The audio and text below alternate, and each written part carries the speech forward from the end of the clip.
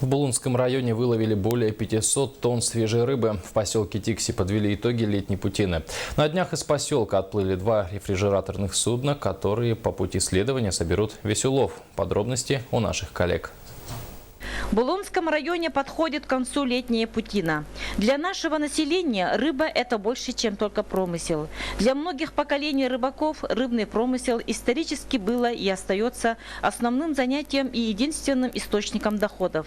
На 2015 год объем промышленной квоты составил 1497 тонн живого серебра. Ежегодно рыболовецкими хозяйствами Улуса промышленная квота полностью осваивается, план по рыбе выполняется. В Улусе, по данным рыболовецких хозяйств Улуса, на сегодняшний день вылов рыбы составляет 507 тонн свежей рыбы, которые заготовили промысловики с июля по сентябрь. Сегодня в нашем Улусе рыбным промыслом занимаются 24 самостоятельных хозяйств. У нас в Улусе имеется 52 промысловых участка. На этих участках у нас трудится и работает около 200 рыбаков. На сегодня наша главная задача – превратить рыболовство в эффективно рентабельную отрасль.